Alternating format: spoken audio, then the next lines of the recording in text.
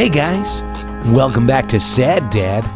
My name's Dave Abkarian. I'm a comedian out of Fresno, California, and this is a podcast where I sit down with my fellow funny friends, my fellow comedians, and we talk about dads. Hi. How are you guys? It's Halloween. It's Halloween, you guys. I mean, right now, tomorrow, when you listen to this, it will no longer be Halloween, but I hope you had a fun Halloween. Was it good? Did you wear a costume? I was a wolf man. For Halloween. That was fun. We did our Halloween show with the Dumbprov guys. It was a live podcast with our Dumbprov friends. If you don't listen to Dumbprov, it's wacky and weird. And I've been on a whole bunch of episodes of it. So if you want to check that out, you can find them on iTunes and Stitcher and all the other places. So, but yeah, we did a live Dumbprov episode on Monday night at the room that the comedy venue that I run, and it was so fun. And yeah, I was the Wolfman, and there was a bunch of other costumes, and it was good. It was good. Today being the 31st makes 31 days since I've had anything to drink. I did a whole sober October. Yeah. So tonight, I'm going trick or treating with the kiddo. And then she's going to stay with her mom. And then I think I'm going to go out, hang out with some friends, be my Wolfman self. And after midnight, I'll probably have a little drinksy. Yeah. So home stretch now, sober October, just literally hours away. I mean, barring anything catastrophic happening, I think I'm going to make it, guys. You know. Hope I don't what if I tripped and fell? And something awful happened, something ridiculous, like a bottle of Jameson just shot, I landed on a bottle of Jameson, went straight up my asshole, blasted into my butt, and then I get drunk that way. So close to sober October. And I ended up getting butt drunk in a freak accident. I don't know. I think I'm going to make it, though. It's been good. I've learned a lot. I've lost it was 17 pounds or something this month. I just started doing the keto diet too, which helped a lot. I think I became a better performer this month, just being sober and being clear-headed and just having the self-awareness on stage as a comedian. And, I've written a whole bunch of new material this month that's just been hitting hard, and that's felt really good. And so, yeah, I don't know. I definitely complicated my relationship with booze over the course of this sober October thing. I thought booze and I had it figured out, you're awesome, I'm awesome, let's be amazing together. But then it's kind of like one of those things where you have this codependent relationship, and you don't really know how you're affecting one another in a negative way. And maybe I am a better person and performer and everything else without booze. And who knows? Booze may be doing great without me. I don't know. We're not Facebook friends anymore. Booze is probably out there with somebody else, just living its life, living its best life. But we still think about each other from time to time. Not a lot. Not when we first split. Because that time we were probably both thinking about each other a lot, me and booze. Now I don't think about it as much. It's kind of back there, but it's not it's just like any breakup. But anyway, so yeah, Sober October ends tonight at midnight, and I'm super stoked about it.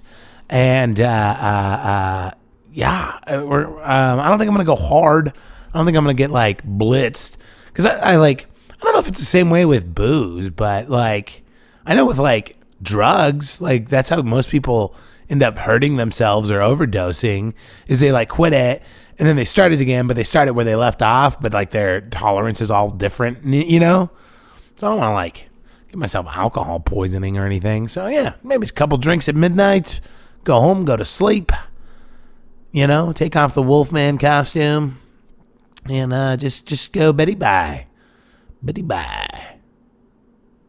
Got a great episode today for you guys. Sat down with my friend Chree Powell. She is a comedian out of Santa Cruz. and she's very funny, very talented. And I met her for the first time. She came down with the headliner a few months ago as his feature, and then she was passing through town a couple weeks ago and hit me up to do a spot on our show. We had a show going that night, and then we sat down and we recorded a Sad Dad. So it's fun. She was a great hang. She's a great guest. This is one of those episodes. I call the show Sad Dad. We talk about dads, but not everybody has a dad that's been real present in their life, or maybe they passed away. I mean, in the case of like Kyle Shire and Nat Bimmel, past guests, or Kevin Anderson, their dads passed away. And so at that point, I tend to pivot the talking points, So for Chree, we talk a lot in this episode about her mom. I mean, we touch on the dad stuff, but we talk a lot about her mom, and that to me felt like where the conversation should go, and it was great. We had a ton of fun, and I think you're gonna like this episode a lot. Stick around for the outro. We're gonna jump into the episode with Chree right now, but stick around for the outro. I've got a few things I want to go over with you guys, and let's do this, guys. Chree Powell.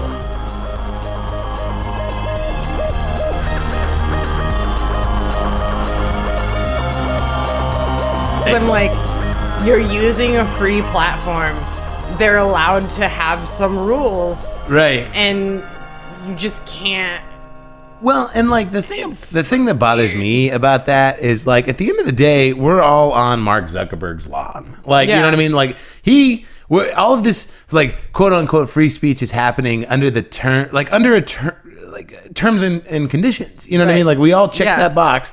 And so it's like just do away with these high-minded ideas of freedom of speech, because Mark Zuckerberg doesn't owe you that. Facebook doesn't owe you a platform. Facebook isn't the U.S. government. Like it's not. It's just a company that you get to use for free. And so when sell people your information too. I mean, I don't know. I mean, at the end of the day, it's a Facebook and social media in general is a privilege, not a right, and I think people forget about that. You're here. You want to put your headphones on? You don't have to. Yeah, I have headphones. Cool. It just helps with the immersion. All right, I didn't know. Check. Okay. These things were on, or okay. Yeah. I know now.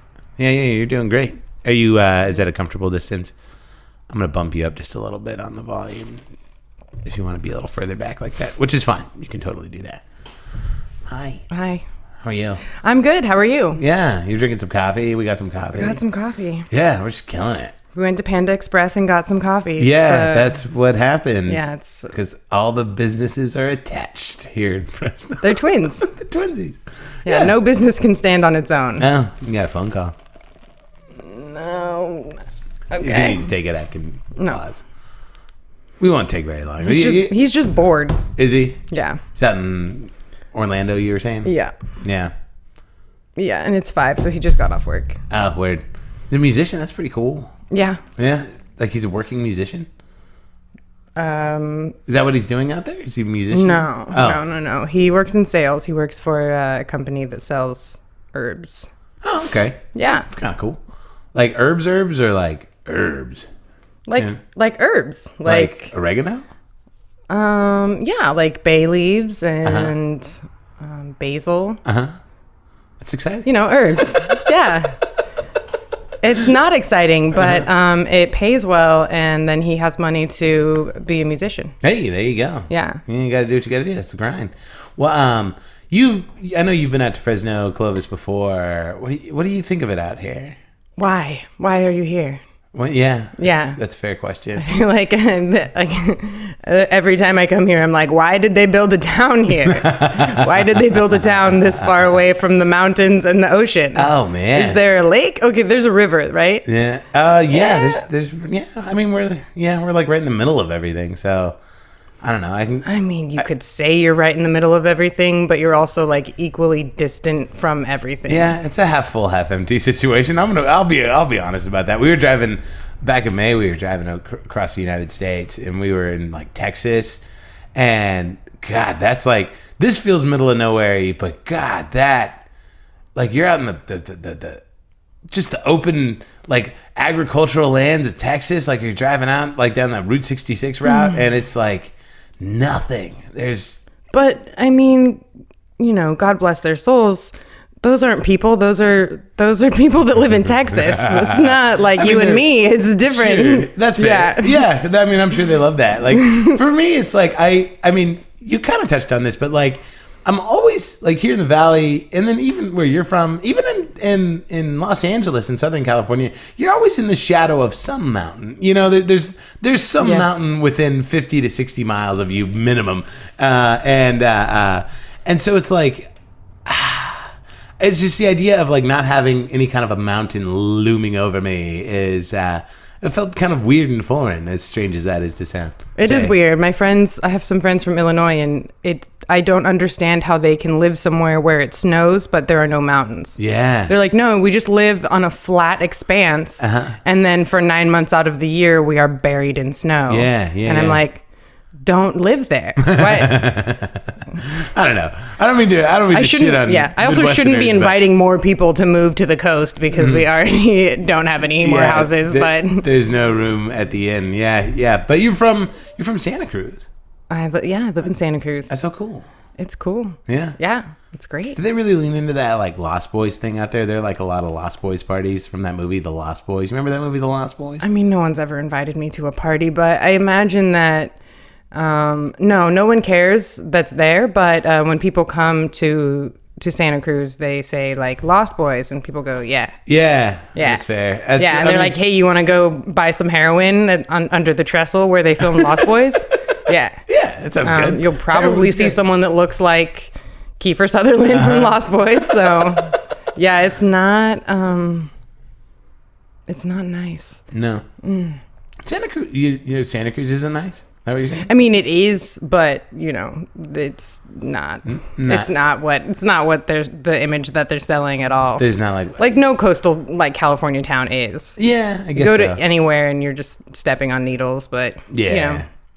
But that's what's weird to me. It's like I was talking to a woman that I met here last time I was here, and she was talking about her boyfriend being a heroin addict and talking about how she wanted to move to Santa Cruz. And I was like, you guys should just move to Santa Cruz because he can still be a heroin addict and you can still be a waitress and like, but you can at least like live in Santa Cruz instead of Fresno. Yeah, right. Like, you know. That's funny. Yeah. I like the Central Coast though. You get just so many cool things. You guys like so many cool things down that like road. You ever go to Hearst Castle? Nope. Never been to Hearst Castle? Oh yeah, I'm down. Where is it? It's in San Simeon. So like you go up through like, you know, where like Pismo, and then you hit Cambria, and then you hit Cayucas, then Cambria, then what's the next town? And then it's just a little further down. And have you ever been to the Rookery? It's the walrus rookery or no. Oh yeah, you can watch these big fat walruses. Oh, that's cool. Like slide around like slugs on the beach and bang each other. We have the elephant seals. That's what I'm thinking of. Elephant seals. Yeah. It's real close to that. Okay, so that's north of Santa Cruz. Yes. Yeah. Okay. Yeah, it's like south of Monterey, north of Santa Cruz. It doesn't exist, but that's not a place that exists. But no, because Monterey's south of Santa Cruz, but it's fine. Wait, because I've driven that strip. I've driven from like Monterey to. I've driven down from Monterey to like Cambria and Cayucas. So I guess my geography's all wrong. I've never been to Santa Cruz. Your town sucks anyway. I don't even want to go there. Yeah. Lost Boys was a terrible movie. I hate that place.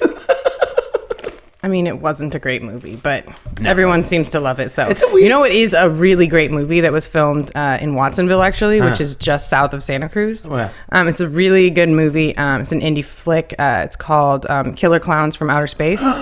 Yeah, that was filmed in Watsonville? Mm-hmm. That's so cool. And Santa Cruz. Yeah. I didn't know that. That movie's got a weird, like, cult following, too. Yeah, it's because they just did it perfectly. Every aspect of it is just perfectly executed. That's funny. I saw it when I was a kid. I haven't seen it in real recent times. The scenes I remember the most were you remember when he hits that guy with the pies and then he melts? Yeah. You remember that? Yeah. And they shot each other. They shot people with guns that like shot popcorn. Oh, yeah. And that made people die. Oh, yeah. Yeah. Okay, I got to watch this movie again. It's been so long. It's good. Yeah? I think it's on Netflix.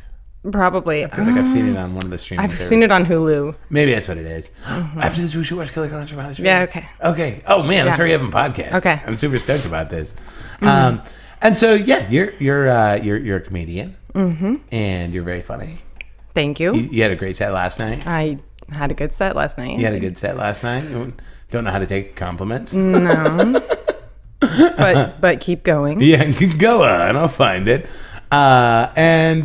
So what was your like comedy origin story? How did you get into doing all this madness?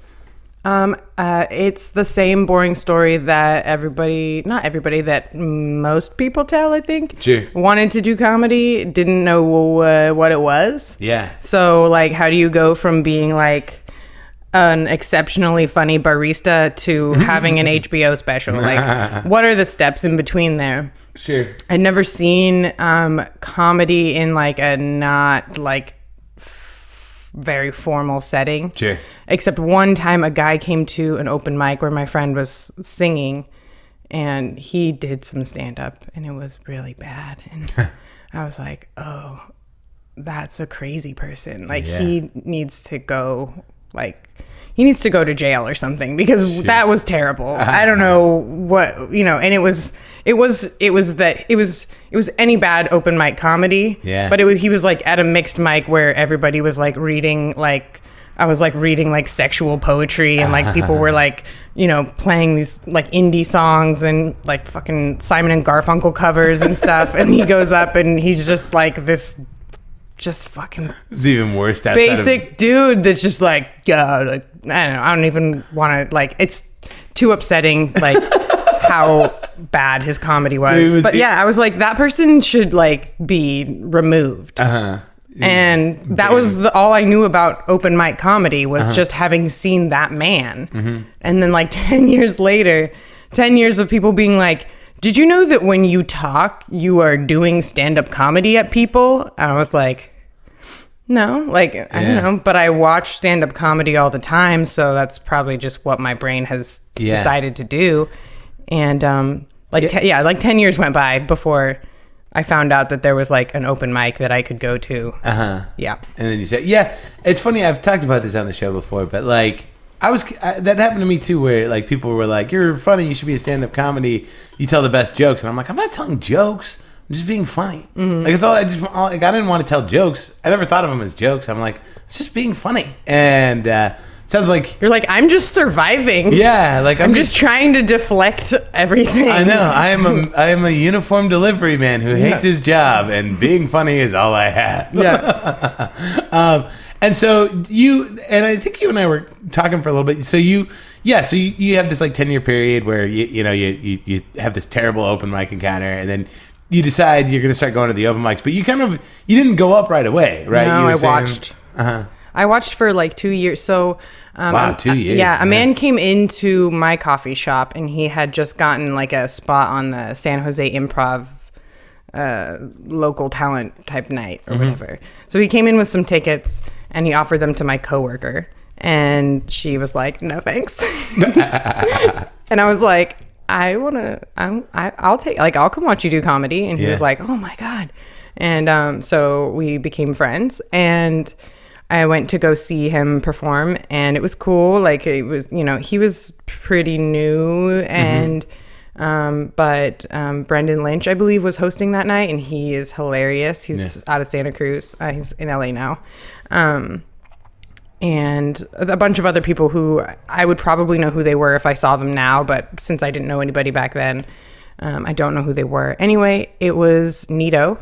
And then just was like, well, what are you doing? So then I just started, like, I became his fan because he was the only comedian that I knew. So every once in a while he would be, come into the coffee shop, and he'd be like, oh, I'm going to be at the pool hall later, or I'm going to be at Bocce's. And I'd be like, okay, cool. And so I would just go out, I would drag my friends. They didn't care what we did. We just drank. We were drinkers. So we'd go out and we'd do that. And then I started just like getting interested in following other people. And we always wanted to talk to the comics after the shows, but they were really weird and awkward and standoffish towards us. So I felt like, I feel like I'm supposed to be friends with those guys. Like, I don't know, and ladies. But I was like, I feel like my brain works the way that their brain works. And it's closer to actually than how my brain works compared to how my friends' brains work. And I love my friends, but I can't just sit here and shoot the shit with them forever because they're going to drive me insane. And so I kind of just realized, like, in order to get them to talk to me, I would have to do an open mic. Yeah, because you gotta, absolutely. It's just a weird, like, rite of passion. Because they're just, and they're just afraid of, like, they just don't want to mess with you. And so then I did the first time. It was fun. And a couple of the other women that were from the area were there, and they, like, pulled me up, and they were like, that was really good. You should keep doing it. You know what I mean? Like, they were really, like, gracious and generous and sincere. And they're two women that are super, super funny. So awesome. I was like, oh my God. I'm like, and I still feel that way a lot, like, where I'll be talking to someone and I'm like, I'm in your presence. And they are a person that can, like, barely keep a job, you know, and they're just, like, living their lives, but but comedy is so important to me. Objectively, as a human, they're kind of failing life, but as a comedian, I idolize this. But I remember it's funny you say that too. Like, I mean, that's why. Not that I'm any big deal, but that's why I do try to, like, pay compliments to, like, younger comics, because especially early on, it can make a big like, I remember the first time I had a comedian I really looked up to. I performed with him when we were out of town, and, like, he came up to me afterwards, and he's since become a really good friend of mine. His name is Nick Petrillo, but he, like, walked up to me and he's like, hey man, I really like that Arbor Day joke. And I was like, oh, well, I'm never not telling that joke. Like, and it just meant the world to me at the time. And so, not that I think that anybody, like, idolizes or looks up to me, but, like, at the same time, it's like sometimes a little thing like that can really go a long way, especially when you're brand new. You know? So, and also, like, the other thing about that too, I think, is it's good to be that person, because there's probably other people that are shitty, that are just going to be shitty towards that new person for no reason. Right. We have a woman that just started performing in Santa Cruz, and she was like, were you the one that came up to me after my set and said that, like, that part of my set, like, really bothered you or something? And I was like, no, like, I thought you had a great set. I mean, it's just, like, your third time doing comedy, but, like, just keep doing it. I have no negative notes for you. Like, it doesn't matter at this point. Just do more. It's just a matter of getting up there and doing it. And so someone approached her afterwards and decided to stomp on her happiness after she had a good, third time open mic set. I wish I knew who that person was, because I would probably kick them in the you know what's.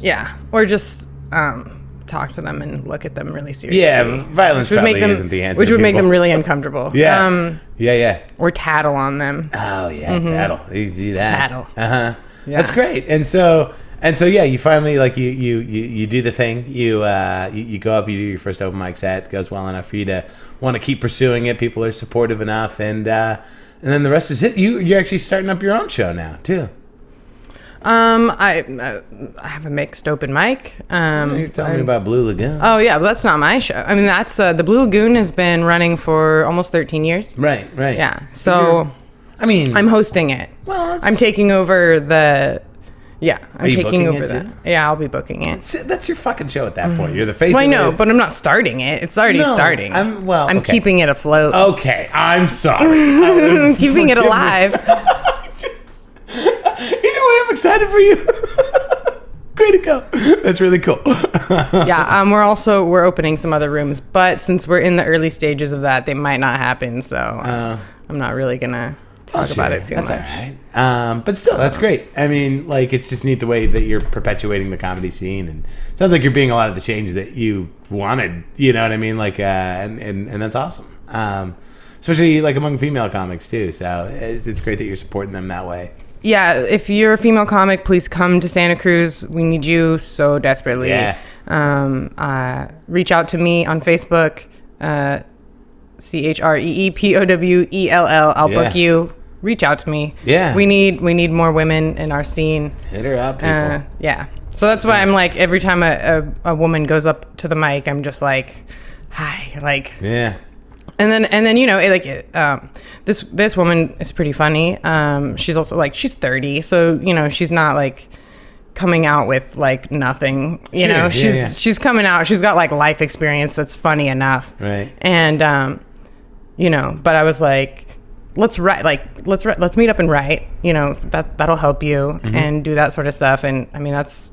Even if someone sucks, I'm still going to try to write with them, Yeah, at least, help them out. Get them doing that. Like, because I didn't know what comedy was when I started. Yeah. Like, when I would watch specials and, like, listen to comedy, like, I would always remember the premise, but I would never remember the punchline. Because the premise is, like, the thing that you connect with. Right. And then the punchline is the thing that makes you laugh. Yeah. So I would listen, and I would remember the premise, and then... So when I first started writing comedy, it was just basically all premises. It was like, isn't it weird? Yeah. Uh-huh.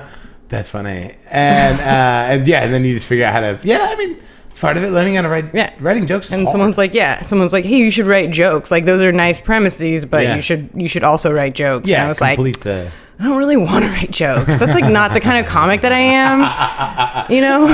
Like people just don't. I want to make people think. I just want to ask open-ended rhetorical questions. Yeah. I realize that this is my third open mic spot, but I think I really have this figured out at this point. Yeah. So thank you for your input. Yeah.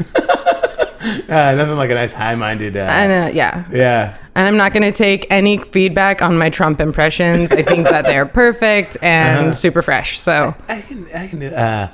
It's really, really, really big time. I got it. I was going to say big time. That's fucking. It doesn't matter. They all sound the same. I find they start. You're with doing the lips. an impression of an idiot. Like it's hard to be bad at that. Yeah, it starts with the lips. You got to do the ducky lips, and then just kind of work back from there. This is good radio. Yeah. Hi, welcome to Sad Dad. We are. Oh my God, Donald Trump is here, you guys. Oh my God, Donald Trump just walked in. Donald, hey, what are you pull doing? up a chair. Yeah, stop reaching for my pussy. Yeah, don't touch David's pussy. Yeah, don't touch It's very my pussy. Smelly. It's very smelly. It's been through a lot today. So that's awesome. And you grew up. You said in Petaluma. Yes. What's Petaluma like? Petaluma smells like cow poo. Yeah, girl. Yeah. I'm into it. And it still does. You can go experience it for yourself. Mm-hmm. The food in Petaluma is really good. Is it? Yeah. Like for realsies? Yeah, it decided to become fancy like 10 years ago. Uh-huh. It went from being like a shitty country town with like just like the wannabe redneck high schoolers in the Safeway parking lot drinking beer, and then like the wannabe punk rockers in the Lucky parking lot drinking beer. Yeah. And heroin and meth and stuff. Yeah. To all that stuff still happening, but like it's more expensive to live there now. Sure. And there's like fancier things there. There's like a Rayleigh's. Hello. Yeah, there's a Rayleigh's. Wow. And a Sprouts. Ooh, Sprouts. I've never been into it, but yeah. The old junior high is now a Target. So wow, that's funny. Yeah, we've really come up in old Petaluma, but it still smells like cow shit. That's funny. And so people are moving there in droves. There's no more houses. It's more expensive to live there than in Santa Cruz. Yeah. Which is dumb because there's nothing to do there except drive to other places. But it smells like cow shit. Yeah, that's the main thing. I mean, is it a commuter? Like, you know what I mean? Like people. It is now, yeah. And they just opened the SMART train too, so people can buy a house out there and commute to the city. Where? San Francisco. Oh, got it. Sorry. Yeah. Yeah. Well, all right. If you commuted to San Jose from Petaluma, you're a monster. Yeah, you think so? I guess I don't know my Northern California geography as well as I thought I did. That's okay. I honestly don't know where I am right now. Yeah, so. That's fair. You're just in the middle. Yeah, I'm in the middle. Yeah, you're in the middle. So, Chree, this is a podcast. You're Chree Powell. Hi. Hi. I mean, you said that. I think you said that earlier. I spelled my name out. You did. I don't think I said it. It's a podcast where we talk about dads. Neat. Yeah, you have a dad. Ish. You have a Sure. sure. There was semen involved in my conception for sure. All right. That's My parents split up like before I was born. So not a lot of dad time. That's okay. Did you ever meet him or ever? I met him. Yeah. Yeah. That's okay. He was there, like he was with. I'm the youngest of 4 children, so he was their dad. It was just me. I just kind of fell off, I just fell off at the end. Like his dad cup was full, and and I just spilled over. It's I don't know. So okay. Well, then let's run me through that a little bit. So your parents split up before you were born. You've got 3 siblings. So what was, and then you're out in Petaluma. I mean, tell me what your childhood was like. Okay, so my parents were high school boyfriend, girlfriend. Okay. And then my mom got knocked up because it was like the 70s and you weren't supposed to have sex. So they didn't have birth control available. Mm-hmm. So she got pregnant, which meant that she had to get married. So that's how that goes. Well, how old is she at this time?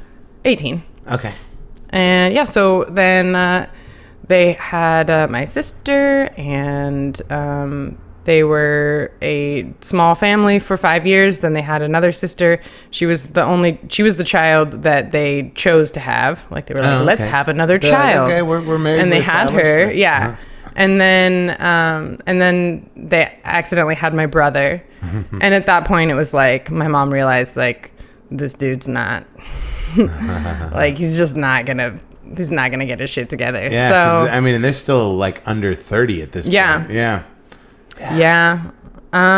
But you have 3 kids, so you have you know what I mean. It's you're like, I'm either gonna do it or not. So anyway, actually that's not true. It's so weird. I just learned this recently.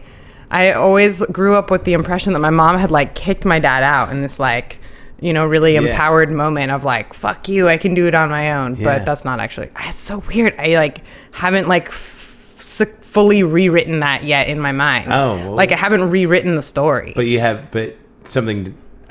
So like she was like, I did not want him to leave because I was like, how the fuck am I gonna survive? It's 1984.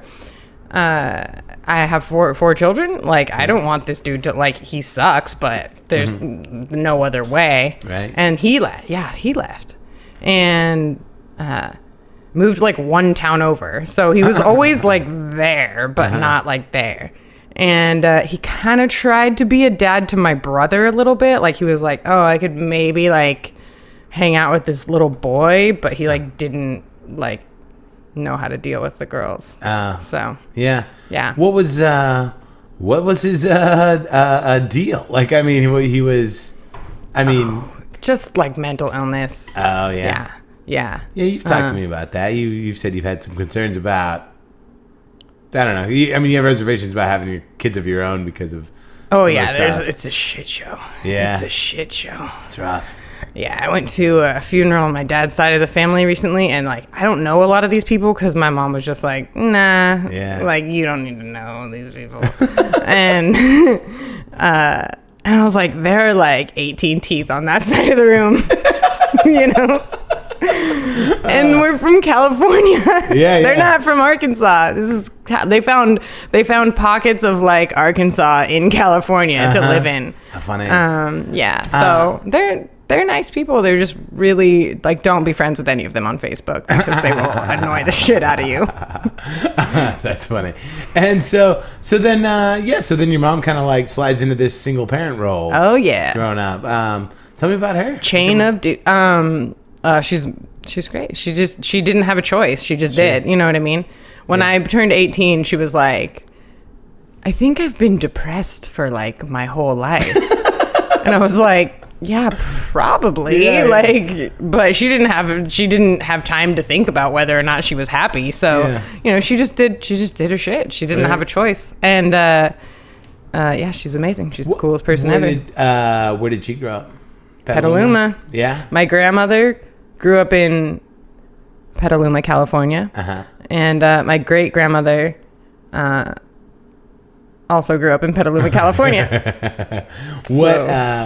I mean, how do you have any idea how the whole family ended up out that way? Are they like Dust Bowl people? It's fuzzy. No, a lot of Swiss Italian people came to the California coast in the late 1800s. Oh, okay. So that's where the boats were coming from. That's where the unskilled labor was coming from that decade or whatever. Portuguese and Swiss Italian. So a lot of Santa Cruz County was founded by Swiss Italian and Portuguese, and then also in Sonoma County. So just anywhere you could be unskilled laborer, do work, and get save up some money and get some property. Right. So they bought some property. So, okay. So you guys have been out there since forever. Since we killed the Native Americans. Same day. Yeah. Just moved in, knocked down their teepee and set up your log cabin, and your mom's growing up. What kind of a kid was your mom? Was she what was she into? She was into being emotionally abused by my grandmother. Her mom. So my mom's mom was super bipolar, and my mom raised herself basically, and was also just taking care of her mom. And she lived with her grandparents as well. But then my grandpa died, and it was they lived on a farm, and they were there's no men here. So, yeah. So, yeah. My mom's dad also left when she was a baby. So, Do you know what they were farming? What kind of farm? They just had land, and they had animals on it. And they rented property, the space for other people's cows to graze on, but they were more just making their own food. Yeah, and so that's the kind of the backdrop for your mom's childhood. She's grown up on a farm. Did she have a lot of siblings, or was she? She was an only child. Oh, okay. So my mom's father was in the military. He was stationed at the Coast Guard base out there. He met my grandmother, who's a beautiful lady, and they got married and had my mom, and then he got transferred back to Virginia or something. And my grandma was like, no, I don't want to go. So he just left. They never got a divorce or anything because it was the 50s. So he just left and then just started a new family. And that's just how it goes down. Yeah. And so my mom just grew up on this farm with her mentally ill mother and her grandparents. I mean, in all fairness, it sounds really shitty. It sounds almost like the premise of a horror movie. I know. It sounds like a Hereditary type maybe my situation. maybe I should make a horror movie where my mom, I don't know. I think that's terrifying. Awesome. It's a terrifying premise. Being out in the middle of nowhere with your mentally unstable mother.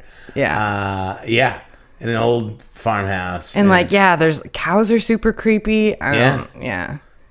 There's up in those hills. Those hills get creepy. A lot of ghosts in those hills. And there was a chicken coop and a slaughterhouse. It had everything, it had everything there. So my brother had a My Buddy, those big My toys. Buddy. Yeah. He had one of those, and I don't know how this ended up happening, but it was gone for a while. And then we broke into what had been the slaughterhouse, this shed. I mean, they didn't slaughter large game, so it was that's where they would kill the chickens. Yeah, chickens and goats and whatever. Yeah. And, store crap, but there was a sink and everything in there.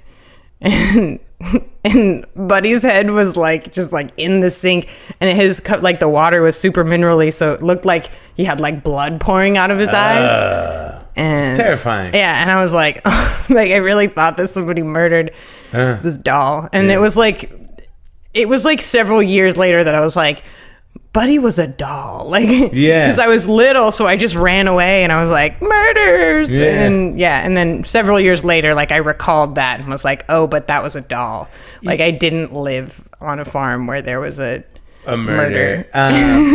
But that's still an adult had to do that, right? Or a kid, a teenager. Yeah, maybe a teenager. Maybe my sister just did it, or maybe my brother just set me up to scare the shit out of me. Yeah, I haven't seen my doll in so long. Oh no, I just found my doll. Yeah. I mean, I was so young. Memories from back then are just it's it's like flipping cards out of a deck. Like you're just like, oh, yeah, that happened, I guess.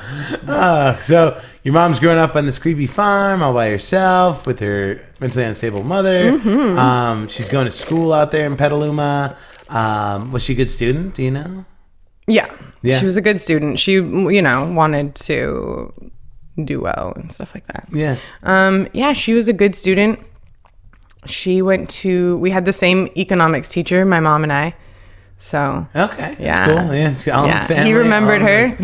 I look like her, so he was like, how funny. He was like, oh, did Jamie end up marrying Bobby? Because my last name is his last name. And I was like, yeah. And he was like, oh. He was like, damn, no. Poor thing. My dad was hot, I guess. I've heard this from multiple sources that my dad was hot. Oh, hell yeah.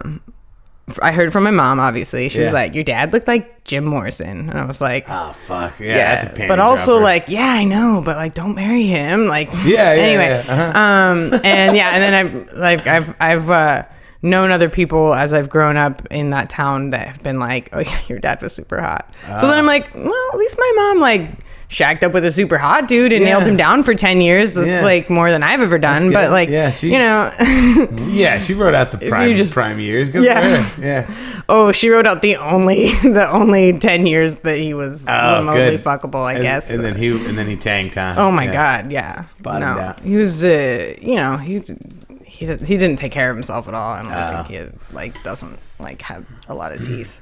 No. And he has a lot of teeth. So your mom's a good student. She's going to school. She's going to high school, and things are going well. She meets your dad. He knocks her up. Has your brother. What does your mom end up doing? Like once she's left kind of high and dry with the 4 kids, like what does she? What does she do? So conveniently, her grandmother died like shortly thereafter. So she sold the property, the farmland, the creepy haunted property. Oh fuck yeah! Yeah, well, because also there was nobody to take care of it. Like it was just empty acres of land. Sure. There were no men like around. Like someone needs to do something. It was a woman and 4 children and an old crazy lady. Yeah. Well, 2 old crazy ladies because my great grandma was there. Oh no! But she was like a 4'7" Swiss Italian lady that was funny. like constantly screaming and waving a broom. Like that's all I remember her as, just being like 1,000 years old and like waving a broom and like killing spiders and snakes and stuff. Yeah. That's like was her specialty, and telling me I couldn't use their bathroom. And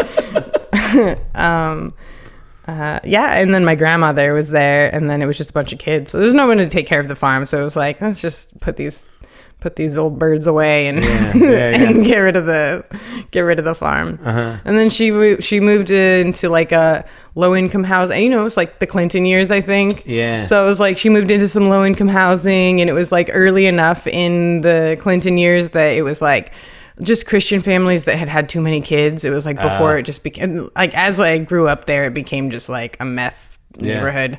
But when I first moved in there, it was just like, oh, those weird it was like all those weird Christian families that had like 15 kids, but the dad just like works at McDonald's. And you're like, why is this a thing? Yeah. The Lord will provide, and the government, and whatever else. Right. And the church. So we just we lived there, and then she just worked her ass off. Yeah. She worked her ass off. I mean, we were raised by, a television. And she's out hustling. What kind of work was she doing? She like managed a grocery store, and then she got laid off, which I think is super cool to do. Like definitely cool to lay off a single mother of 4 children. It's pretty shitty. Was it in December? Oh fuck. Yeah. Was it a grocery outlet? No, grocery outlet would never do that to me. It was a Roger Wilco. Have you? Oh, yeah. I've never even heard of that. I know. I mean, that's such a cool name for it. It is a really cool name. I feel like that's a character that would have been played by, I don't know, Charles Bronson in the 80s. Roger Wilco. Like some detective, hard-boiled detective. Yeah. Charles Bronson. I think Roger Wilco is like Wilco. Like jet fighter speak for over and out or something like that. Oh, that makes sense. Isn't it? Like it's some kind of... Anyway. Yeah, so she got laid off, and then she just like went back to school, got an associate's degree. Good for her. Yeah, that's good. And she did that. So she was an unemployed community college student with 4 kids, which is dope. And she just did it, and then she got it, and she got a job at the county, and she's a social worker, and she's retired now, but she was a social worker for like 15 years. Good for her. Yeah. What she got that county job, so she got that county retirement. So yeah. She's doing all right now. Yeah. Is your grandma still kicking around? Oh my gosh, she's so old. Yeah, she is. And the thing about her is that she was mentally ill. Great grandma's been dead for a long time, but grandma was super mentally ill, and because she was like bipolar, and they didn't know what to do about that in the 50s and 60s, they just like electrocuted her brain a lot.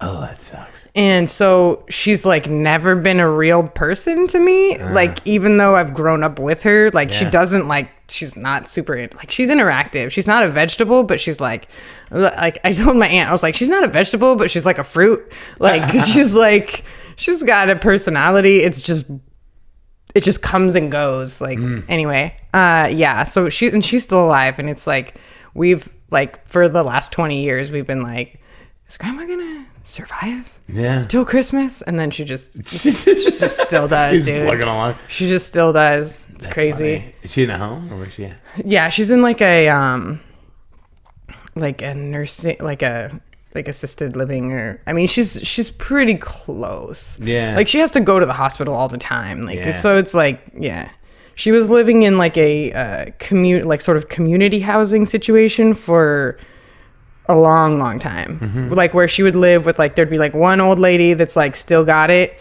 and then she'd have like 5 other old ladies living there that are like, that don't have it. And then she just like makes sure they all take their medications and like gets them to the bus and stuff like that. Wow. And that person makes a bunch of money. Like they get paid. Sure. So like growing up, I mean, and your mom obviously was doing all the heavy lifting and raising you. Was and your dad obviously wasn't involved much at all, but it sounded like he was kind of like popping in and out like throughout your life and your childhood, or is that a fair statement? Not really. I have like a few memories of him. Like he brought me a dress one time when I was little. I remember that. That was like, because I still like thought like maybe he would like be like in, I was like little, so I was like, oh, Dad's back. And then he was just there. He was like just bringing me a dress. I don't know. And then I don't know. And then he came. He popped up a couple times. He took my brother fishing and kind of did stuff like that.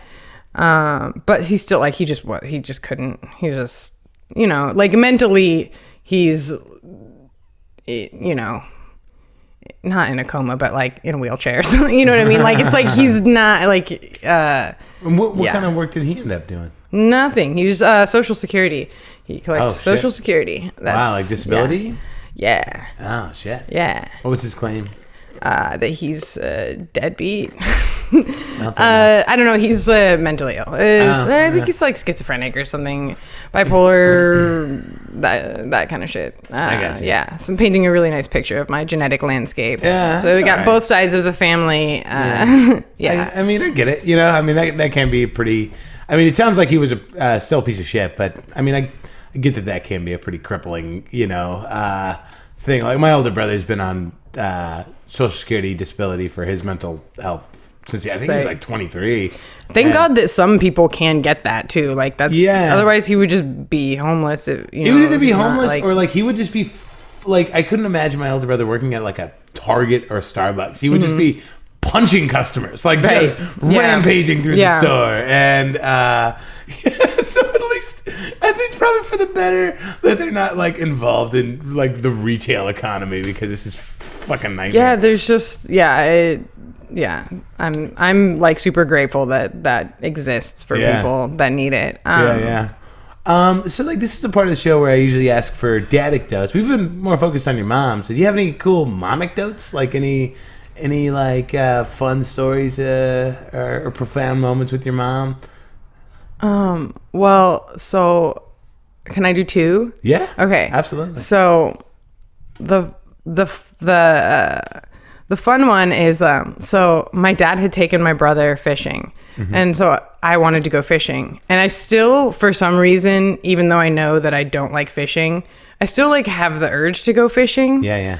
But it's so fucking boring. Like it really to is me, overrated. I can't handle it. But I wanted to go fishing. So my mom was like, all right, we'll go fishing. We went to Tahoe. And then we were leaving, like we had packed up. We were leaving Tahoe. We were like driving back over the mountains to go back to Petaluma. And I was like, I wanted to catch a fish. I wanted to catch a fish. And I was like really like being a fucking brat about it. Yeah. And we were just driving along and my mom like sees this sign that's like trout farm. And it's like, you know, guaranteed catch or whatever. And she's like, fine. So she like pulls over. We go to this trout farm and it's just like a swimming pool full of starving fish. Okay. Yeah. Yeah. That's sad. And yeah, I mean, they're fucking fish, but yeah, I mean, I don't care. Like I'm just going to go there to kill them. So I don't know if I should be super sad. Yeah, so we go over there and she pays whatever she has to pay. All of our stuff is in the car. We're leaving Tahoe. We stop so that I can catch a fish. And so we get the fishing pole. They give us like manure or something to like put on the end because they're like, these fish are fucking hungry. Like they'll eat whatever. Just throw it in there. But they were eating it off. So then I had to go back and they were like, the dude like took a handful of worms and chopped them in half. Oh. And then just gave me this cup full of half worms. And I was like, why did you cut me out? So I had more tries. Yeah.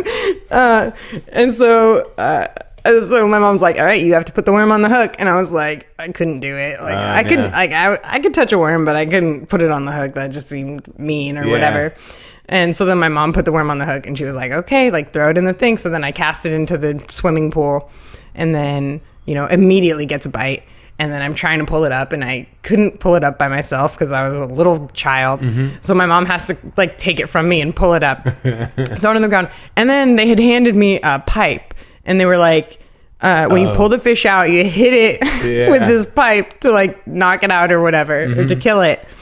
And they had handed me, and so my mom was like, all right, hit the, like, she was like, you're the one that's fishing, hit the fish with the pipe. And I was like, tapped it, and I was like, I can't. So then my mom hits the fish with the pipe.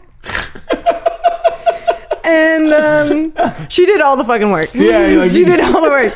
So I caught my first fish. Yeah. I got the picture where I'm holding up this rainbow trout. I'm just sweating.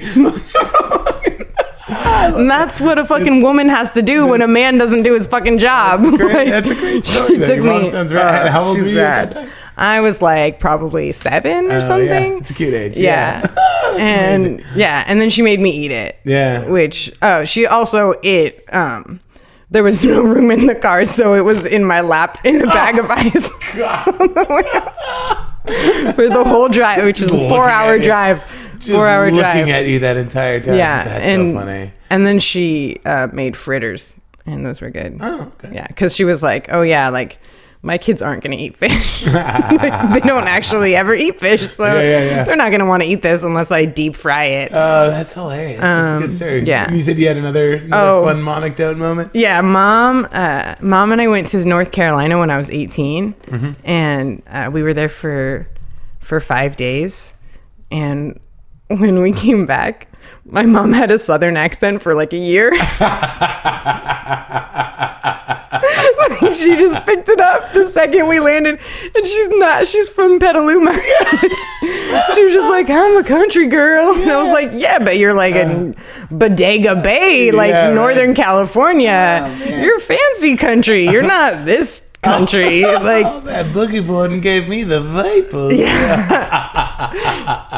That's so funny. Just you reminded me of a story because I grew up pretty religious. Like my parents were like they would go to these like evangelical churches when I was younger, and my mom was always listening to like worship music, but like contemporary worship music. And I don't know if you've ever experienced all of that, but like every church plays like the same like catalog of like these contemporary like acoustic alternative worship songs. And my mom would listen to these CDs, but like she would also get And they were all the same fucking songs, you know? Yeah. And like the same songs she heard on Sundays, the same songs she listened to the CD in the car. But then she would buy CDs like live, like worship live from England, and there's some church, and it's the same fucking songs. Yeah. And they're just sung in a different country using the same language, and like it's like Christmas music. Yeah, it's like, why are there more than one? Yeah. And she had like the live from Belfast and the live from any and every like European country you can imagine. Damn. So, cut to where there's this big like church conference that like happening in Bogota, Colombia, and they drag me to it. They drag my brother and I to it, and my brother went to Colombia as a child. Yes, that's when I was. I was where you bring. I was children. I was probably 15, and so my brother and I are there, and we're like, this is kind of cool. Like we're kind of in South America, and this is kind of a cool country, but at the same time, it was like for this really weird churchy thing and this crazy evangelical churchy thing conference, and so.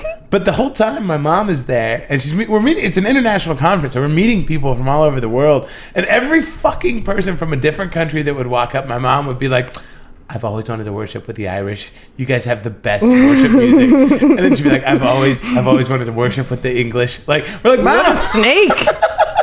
She's like, "I just love it." And it's all the same fucking CD. I've always wanted to worship with you. Yeah, I've always wanted to. It's just a thing. Like, I just love the way you guys worship. It's like how a comic's like, I want to do a black room. Yeah. And you're like, you should not. No. No. And it's like, just every goddamn person that came up, she was like, I've always wanted to worship with the fucking Hungarians. I don't know. Oh, it's silly. Oh, Chree. Hungarians, that's probably an intense worship. Yeah. Eastern Bloc worship. Yeah. You've been an awesome guest today. Tell these people again where to find you on the social medias. I mean, I was like, just come to Santa Cruz. Again, if you're a female comedian, please come to Santa Cruz. That's fine. Or if you're just like interesting, like if you're just come to Santa Cruz. It's fun. You don't have to plug yourself. Find me on Facebook, Chree. Chree. The spelling is stupid because I made it up in second grade. It's fine. Wait a second. Yeah, it's fine. Wait a second. We gotta hang on. Wait, you gotta explain that. Did you think that Chree was my birth name? Yes. Oh, okay. You don't have to tell me your real name, but it's fine. It's Christina. That's the name. You son of a gun. But I haven't, like, nobody calls me, like, if I, like, at work, people call me Christina. That's pretty much it. Well, okay. So people have been calling me Chree since I was a small child. It was just handed to me, and that's my name. Wow. But I decided how to spell it, and I thought the H should be in there. Yeah. So now nobody knows how to pronounce my name. That's fair. Yeah. Chree Powell. Chree Powell, Facebook. Chree Powell. Yeah, or Chree Powell on Instagram. Oh, yeah. And I think it's the same thing on Twitter. I just tweet at Doug Benson, telling him to come to Santa Cruz. I just want him to come to Santa Cruz so bad. And so if you could help me out, tweet at Doug Benson telling him to go to Santa Cruz. He really should be in Santa Cruz. Yeah, he seems like a perfect fit. Yeah, I'm like, did he just have a bad experience here? Yeah. Did he walk down the street? Did he walk down the street in downtown Santa Cruz? By a needle, yeah. Yeah. That's funny. Someone skateboarded over him on accident. Like, I don't know. I don't know why he won't come. So I've been. Like That's he funny. Just doesn't. I don't know. Well, we'll get on it. We'll get on it. Get on that shit. Yeah, that's it. All right, great. Thank you so much for being on. You were a ton of fun today. Thanks.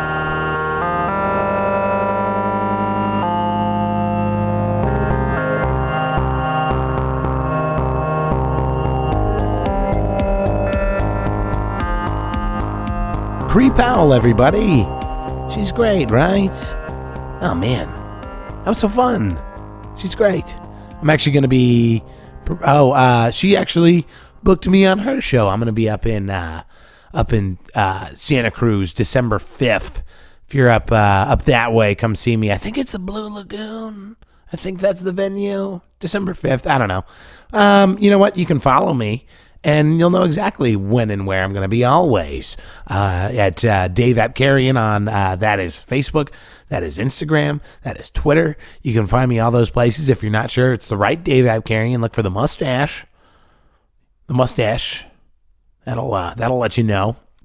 And, yeah, and then also, too, come to all my shows. If you're living in the Fresno, Clovis, Central Valley area, Sundays at Grog's on Willow and Knees in Clovis, and Monday, Tuesday, and Friday, Saturday at DeChico's in Old Town Clovis. We're going to be starting up a Wednesday show in November at a venue that I adore called Barmageddon. We're going to have a Wednesday show going then. So, that's 6 nights a week right there. And then my previous guest, Carmen Gefkin, she runs an open mic on Thursdays. If you're living in the area, that is 7 nights of comedy. 7 days a week. You guys can go out and see live comedy. And that is great, because a year and a half ago, that was not happening. So the way this scene is really taking off and growing and really getting some traction just makes my heart sing. Makes my heart sing with joy. So, great. Oh, and a couple other things. If you have any dadicdotes, you can send those to me and I'll read them on the air. saddadpodcast@gmail.com, or you can just message me and say hi. I'll send you some pictures of me in my Halloween costume. I mean, I can post those on social media too, but doesn't it feel special when it's in an email? Like when somebody texts me a picture, they're like, "Look at this picture." I'm like, "Oh, that's so cool." But then I look and see that they posted it on Instagram also. I'm like, well, that kind of ruins it. I thought this was just for me. I don't know. Anyway. So trick-or-treating tonight. Go get your trick-or-treats on. I'm going as the Wolfman, and I'm taking Abby, my daughter, out, and she is going as Bolt from the Disney movie Bolt. Yeah, that's I think she's the only Bolt fan. Nobody liked that movie except my daughter. She loves Bolt. So her mom made her a Bolt costume, because Bolt costumes are aggressively out of production because nobody wants them except for my one kid. So, so that's going to be a ton of fun. If we're friends and you are, I guess I was going to say we should hang out tonight, but you're not going to hear this till tomorrow. So what am I even thinking? I'm stupid. I miss booze. I am so sober. I'm getting over this chest cold thing right now. Oh, that was timely. I had this chest cold and it's been jamming me all up. I'm just all wheezy when I lay down. I need a cough drop. I drank some tea last night. That seemed to help.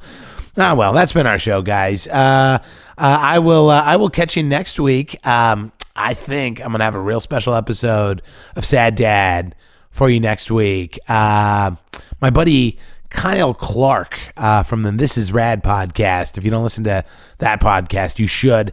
I've been on it before.